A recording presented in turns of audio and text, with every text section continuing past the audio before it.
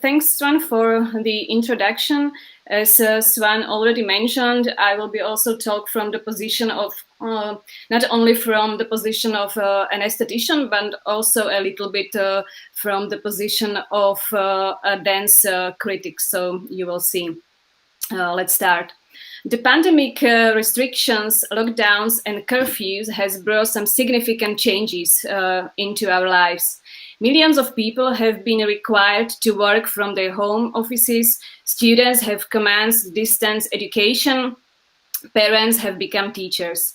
We celebrate the birthday with our relatives through Skype. We participate in conferences, concerts, or yoga classes through Zoom. We have been in a new model of reality since the spring 2020, so it will be soon almost a year, and for now we do not see the end. In my talk, I will focus mostly on the new model of everyday life. I will be particularly interested in how the pandemic affected daily habituality and routines that traditionally gives us a feeling of homey and control. Brushing teeth, dressing, or cleaning are tasks that we perform almost automatically every day, and in their repetitiveness we find a balance against the unpredictability of reality outside our homes. But what if everyday routine becomes a permanent condition because many of us are forbidden to leave the houses? Of course, I'm speaking from the position of the lucky people who have houses and flats. I will look at this subject, as I mentioned already, from the position of esthetician and dance critic. So I will work mainly with the references to the aesthetics of philosophy of everydayness. It is a quite large area of research, and its issues and questions are even more suitable or more appropriate in contemporary situation. So I'll start with the definition of routine, then I'll try to explain how and why routine is losing its traditional function during pandemic curfew, and in the end I will try to demonstrate why dance or performative movement can be one of the tools that can help to return this lost function back to the routine. We cannot escape everyday life, writes the Austrian philosopher Konrad Policeman in his book The Universe of Things. According to him, life would not be possible to live if it were otherwise. We all are doomed to perform minor or bigger stereotypical tasks. Some of them are existentially necessary and almost unchanged, like sleeping or eating. Others, more variable, are defined by our social or work being or by our hobbies, like morning running, dinner with friends, work meetings, or Twitter scrolling. Each of us does something regularly every day. Routines are originally considered to be the pillars of stability and security. They, quote, bring order and control to lives that may otherwise seem entirely determined by the contingencies of context, end of quote. According to Lisman, a sign of everyday life is that we almost do not perceive it, and its function is not to make our life more interesting, but to allow us in it to exist. Philosopher and esthetician Arto Happala claims that routine, as an activity that is performed on a regular basis, gives us a sense of control, something we can count on. Quote, everydayness is identified with such qualities as comfort, ease, safety, and coziness, writes philosopher Kyle Pulaka, with reference to Happala and esthetician Ossi Naukarinen. They argue that, quote, the ordinariness, routines, and familiarity which constitute the everydayness of our everyday lives are integral and fundamental aspects of human existence, end of quote. On the other side, a routine can be also boring, monotonous, and dull. Naukarinen emphasizes that ordinariness, quote, has both positive and negative, plus rather neutral aspects to it, depending on how we see it, end of quote. Also, Ben Highmore, a cultural studies scholar specializing in everyday studies, and philosopher Yuriko Saito remind us that everydayness cannot be associated only with concepts such as homey or warmth. Its character is ambiguous. Highmore states that routine can be simultaneously comforting and frustrating. At the time of the pandemic curfew, it is precisely this annoying dimension of routine that is intensifying, and the feeling of frequent repetitiousness accelerates. The routine becomes only dreary drudgery for us. We can no longer rely on its aura of reassurance and settlement. Why is it happening? Why does domestic isolation make the routine a burden? Usually, the routine is acceptable because it can be disrupted. Breaks are necessary to appreciate the ordinariness. But what if these breaks are eliminated? I would like to mention two possible ruptures of the daily routine. The first is the interruption of the ordinary by some extraordinary experience, one that is the exact opposite of the routine and is therefore something unique, unrepeatable, unexpected, exciting, such as a vacation, a surprising visit or a phone call, an accidental meeting, a celebration in a restaurant. We need a temporary departure from the everyday to love it, to appreciate it even more. At the end of the holiday, we are looking forward to lying back in our bed watching Netflix during breakfast. The second disruption lies in the presence of a certain conscious aesthetic dimension in the routine, which can make monotony colorful. We are not talking here about some external elements that infuse aesthetics into the routine, but rather we see routine filled with inner aesthetic potential. We can explain this through the example of Yuriko Saito. Quote, "Many claim that there is an art to laundry hanging, such as creating an order by hanging similar kind of things or items of the same color together, or by hanging objects in order of size." End quote. This second distraction indicates that we normally see the aesthetics in everyday situations which make them bearable. However, the problem is that pandemic eliminates both of these ruptures, although in the beginning the pandemic itself was a major disruption of our life.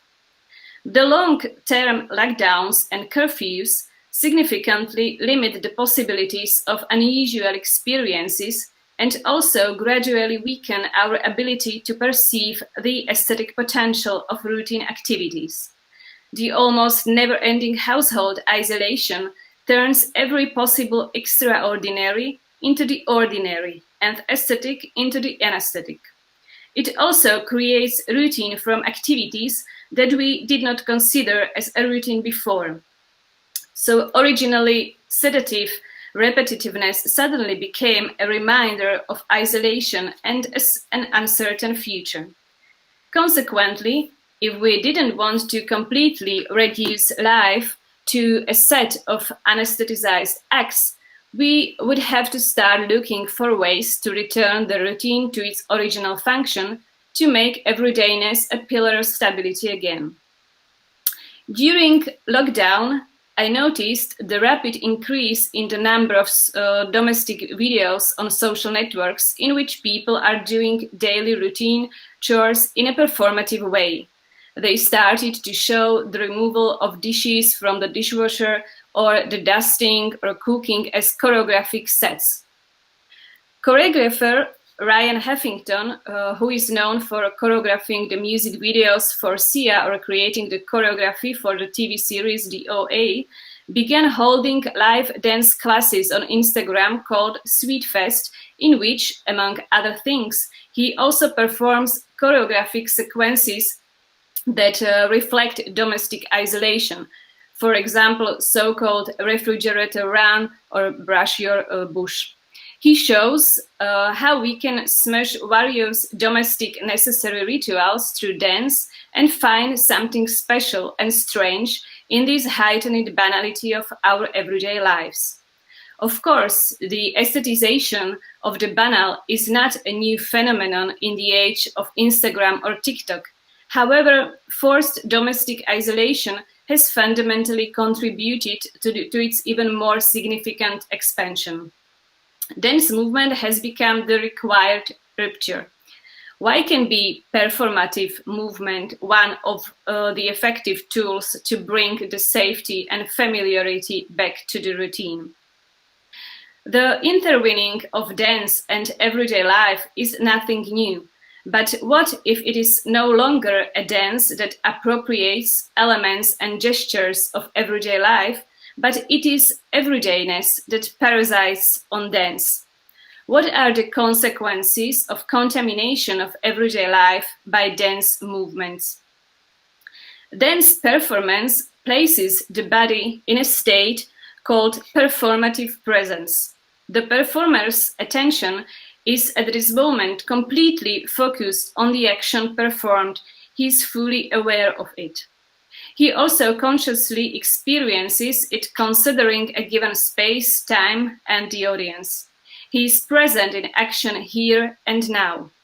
Quote, "To experience the other and oneself as present means to experience them as embodied minds. Thus, ordinary existence is experienced as extraordinary, as transformed and even transfigured," explains theoretician of theater and performance Erika Fischer-Lichte.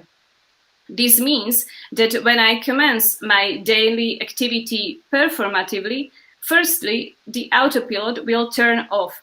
Suddenly, I find myself to be fully occupied with the routine. As a result, I begin to feel my body differently, and also my perception of space and time in which the routine is performed will change. Quote, "Dance refocuses our focusing mind on a very basic existence, and time, space, gravity opens up to creativity," writes dance critic Gia Kurlas.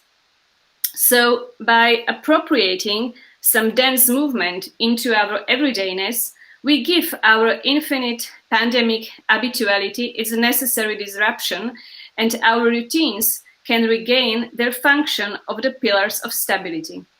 Thanks to performative presence, we will be aware of our bodies, we will replace anesthetization with attentiveness. And paying attention is a prerequisite for any kind of aesthetics experience. Yuriko Saito confirms that we can capture the aesthetic texture of ordinariness experience as such, as long as we pay attention to what we are experiencing rather than acting on autopilot.